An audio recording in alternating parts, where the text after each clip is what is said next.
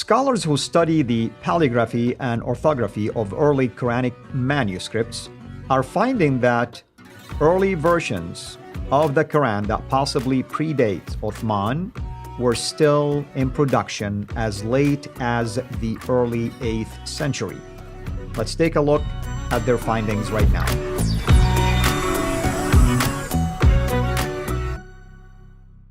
Today, we will continue to unpack this discussion concerning why the Sana'a manuscript is known as the palimpsest. Dr. J. Yeah, this is a fascinating thing. I remember when this was first discovered. I don't know if you remember this. This is quite a few years ago, back in the 19s. We heard about it really in the 1980s, 1990s, and then 2000 when the article came out by Lester on this. But this has been going on, this whole furore about what is the implications of the Sana'a manuscript, if it is the earliest manuscript in existence, the fact that it didn't have any dots or vowels, the fact that it had orthography that was unique. And the dating, of course, was the first question that was asked. What are the dates? What are the dates? What are the dates? This, and that's why the carbon dating that we've just looked at, the carbon dating shows that this could be even pre-Islamic. And so that kind of shot that whole thing to pieces. So we had to go back, and you need to go back to the people who have been looking at it the longest. And so what we're going to do now in this episode, I want to just do some quotes that have come out from different scholars, and then look at Shoemaker and see how he comes. I want to look at Dorosh. I would look at others like Szilard, or another. I would like to also look at Sadeghi and Bergman, the ones that were pushing the carbon dating. And I like just look at their quotes, because even what they say paleographically and orthographically, when you look at the orthography, when you look at the paleography, you can see that you will have to push it back further than what the radiocarbon datings are saying. That's right. Now, so let's go to some of these quotes. Dorosh is probably the best to start with, because he is the one that is considered to be the world's leading scholar on archaic manuscripts. He's been working on it the longest. He is French. He is from Paris. He works at the Bibliothèque Nationale and so in Paris. So he is the one that has looked at, and the Petropolitanus manuscript is one of his prides and joy. And of course, he's written all about the Uthmanic recension. He talks about the Uthmanic manuscripts. That's one of his books that came out. But he doesn't agree with the Uthmanic paradigm. He doesn't agree with the Nol-Dekishwali paradigm, not because he has a presupposition not to disagree, or that he comes to a predilection to disagree. It's because of what science is telling him, because of the orthography, because of the paleography. So I'm going to go to one of his quotes, and this is from his book in 2014, where he talks about the Sana'a and the dating. He says, one can date the Sana'a manuscript. One can date the Sana'a palimpsest, I'm saying, by looking at the format. Now, palimpsest, as we said earlier, two different layers. That's right. One is washed off. Yeah. The other, once it's washed off, it has to be then rewritten, or it is written over top. And once you write over top, obviously, there is a different text. There's a different manuscript, a different script. And so that's what we're referring to. And he says, one can date the Sana'a palimpsest by looking at the format, the orthography, and the paleography with which the Quran was written on this parchment, especially its underlying layer. That's the lower text. Dorosh dates the Quranic text that was originally written on it. That means the lower text, the first script, because it is a palimpsest. And he says this Sana'a manuscript contains two texts at once: an original text, that's the lower one, that has been erased, but that can still be read. And that's true. It's still easy. And what happens is when you wash it off, at that time it can't be read, because you wash it off, you get all the ink off. Hundreds of years later, the ink starts to bleed through. Once the ink starts to bleed through, then, of course, you can read it.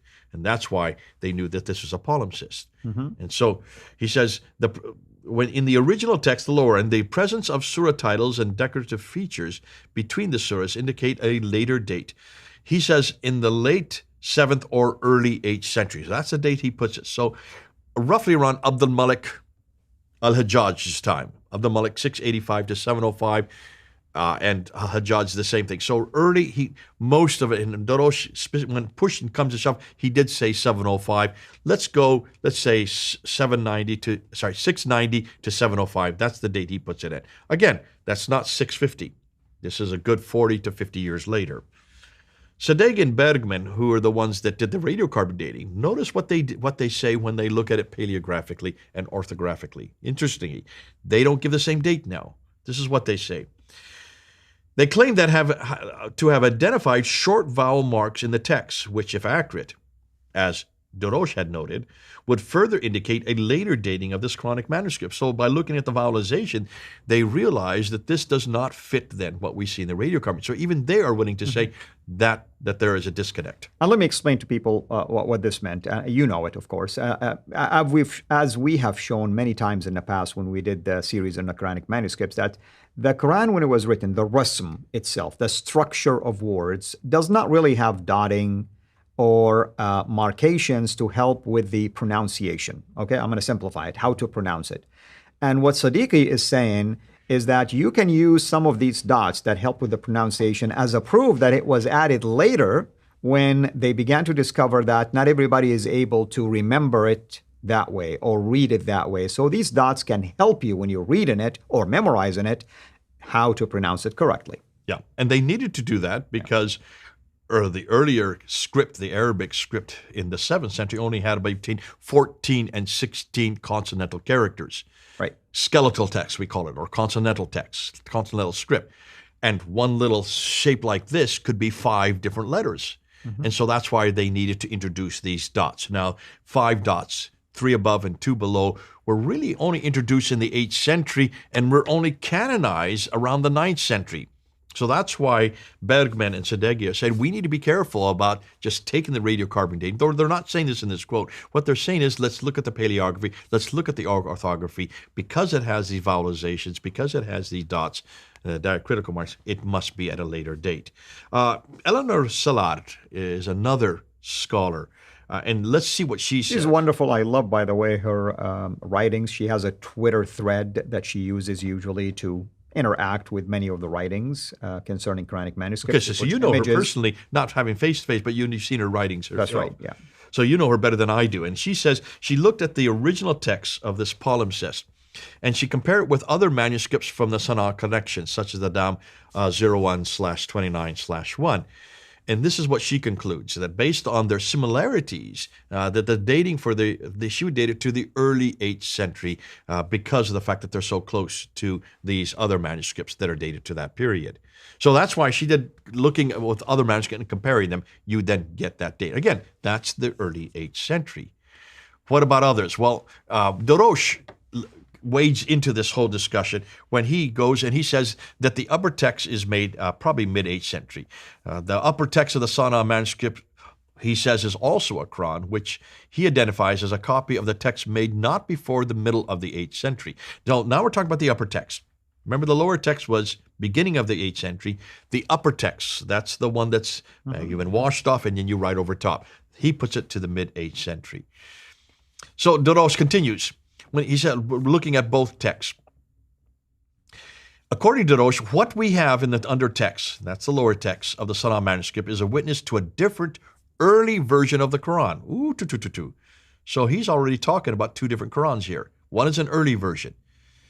Then he continues, only once, the quote-unquote Uthmanic text, so that's the lower text. Let's say what he's talking is a pre-standard Quran. Okay. Pre-standard. He's calling it Uthmanic because that's what the standard Islamic narrative, that's what all the scholars say. But what he's saying is this Uthmanic text had achieved dominance, but it was then erased and replaced with the canonical version of the Quran in the middle of the 8th century. Bingo. Well, already he's now saying that there are 2 completely different Qurans. That's why it had to be erased. That's why it had to be changed. And let me say something, Jay. As someone who grew up as a Muslim, this is taboo to hear something like this. Are you telling me the Quran evolved? Yeah, that's exactly what he said. Let's continue the quote, because he says that very thing. Thus, he continues, it would appear that the non-canonical versions, non-canonical, that means not the one that became the standard. These are ones that are different than the standard, the canonical one. So the non-canonical versions of the Quran were still being produced as late as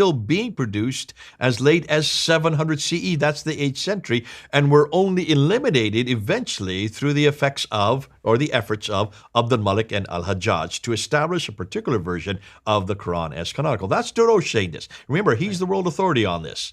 So and that's why Shoemaker's quoting him, because you don't get somebody better than Darosh. And that the fact that Shoemaker quotes him, he's wonderful. Yeah, you need someone who is actually looking beyond just the carbon dating and saying, let's do a little bit more elbow work here. That's too simple. And also, it starts from the same premise, as we said over and over again. When you start from that premise, folks, you're only talking about the skin. Let's talk about the ink. Let's talk about the ink. Wonderful. Now, what I want to do next, in the next episode, I want to do a comparison between those two scripts. I want to look and see what had changed. If, as we see Darosh is saying, as Salat is saying, as Sadeghi and Berman are both all saying, that this is an 8th century upper text, possibly mid-8th century, early 8th century lower text, let's even say late 7th century. I'm willing to go that. That's fine. The fact is there's two different texts. That means there must be an evolution between the two different scripts. Right. Let's see if that's the case. That's what we're going to start with in the next episode. Wonderful. Thank you so much. And thank you everyone for joining us. This is Al-Fadi over and out. God bless you. Take care. Thank you for watching this video.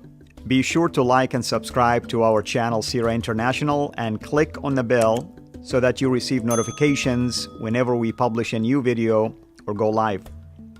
I would also like to appeal to you to consider becoming a Patreon patron by clicking the link right below. By doing so, you can give towards the production of these videos.